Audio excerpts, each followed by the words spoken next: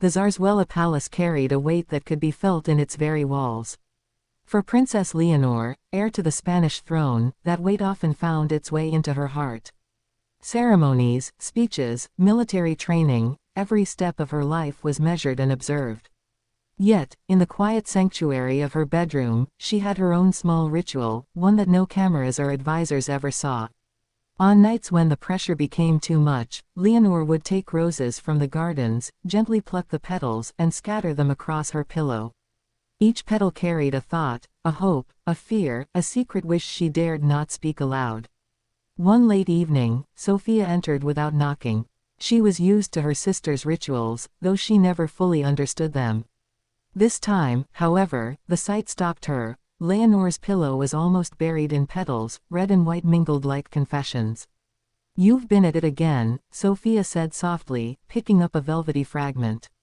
"What's this one for?" Leonor sat on the bed, eyes tired but thoughtful. "That's for tomorrow. Another speech. Another reminder that every word I say can shift how people see me." She gestured to another petal, smaller, paler. "That one's for father. I keep wondering if I'll ever be half the monarch he is." Sofia studied her sister carefully.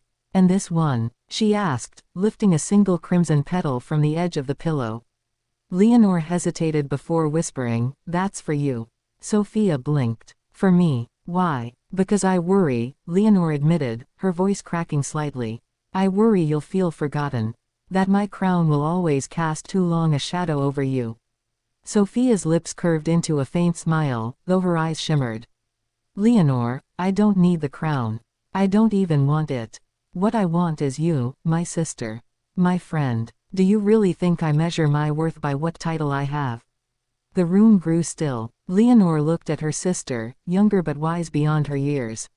So often, Leonor had thought she bore the burden alone, forgetting that Sofia carried a different kind of weight. The role of always being compared, always being seen as the other.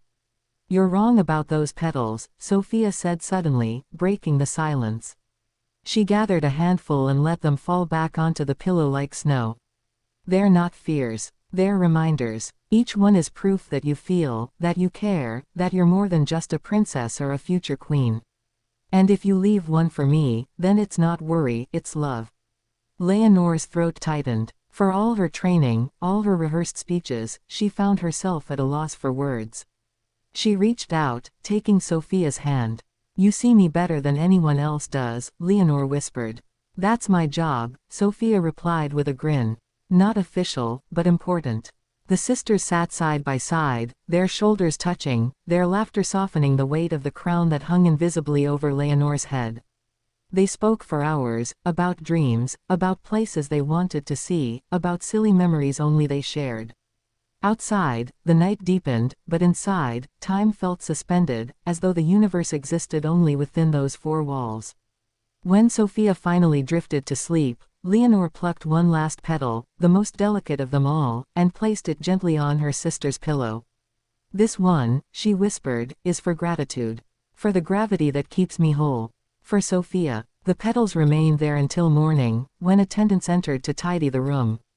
To them, it looked like nothing more than a girlish mess of flowers. But to Leonor and Sofia, it was a story, a reminder of love stronger than crowns, more lasting than tradition. Years later, when Leonor stood before her people as queen, she carried herself with strength and grace. The world praised her composure, her leadership, her regal bearing. Yet, in her heart, she carried the memory of petals on her pillow, and of the night her sister reminded her that being human was not a weakness but a gift. For even queens need reminders that they are loved not for their crowns, but for who they are beneath them. And for Leonor, that reminder had always been Sofia.